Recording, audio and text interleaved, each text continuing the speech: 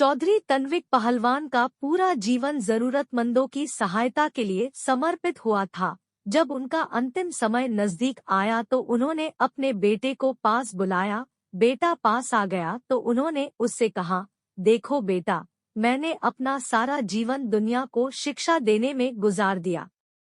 अब अपने अंतिम समय में मैं तुम्हें कुछ जरूरी बातें बताना चाहता हूँ, लेकिन इससे पहले जरा तुम एक कोयला और चंदन का एक टुकड़ा उठाकर ले लाओ। बेटे को पहले तो यह बड़ा अटपटा लगा, लेकिन उसने सोचा कि अब पिता का हुक्म है तो यह सब लाना ही होगा।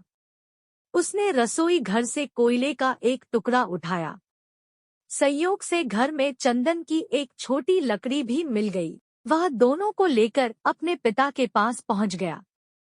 उसे आया देख पहलवान बोले, बेटा, अब इन दोनों चीजों को नीचे फेंक दो। बेटे ने दोनों चीजें नीचे फेंक दी और हाथ धोने जाने लगा तो पहलवान बोले, जरा ठहरो बेटा, मुझे अपने हाथ तो दिखाओ। बेटे ने हाथ दिखाए तो वह उसका कोयले वाला हाथ पकड़कर बोले, देखा तुमने, कोयला पकड़ते ही हाथ काला हो गया, लेकिन उसे फेंक देने के बाद भी तुम्हारे हाथ में कालिख लगी रह गई। गलत लोगों की संगति ऐसी ही होती है।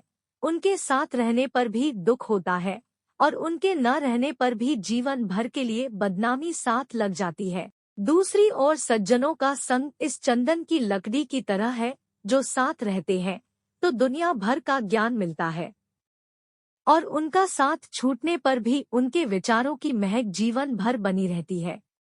इसलिए हमेशा अच्छे लोगों की संगति में ही रहना। शिक्षा।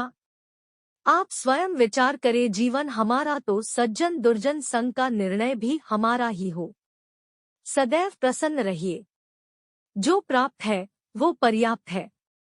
चैनल को सब्सक्राइब नहीं किया है तो चैनल को सब्सक्राइब करें, वीडियो को लाइक करें। धन्यवाद।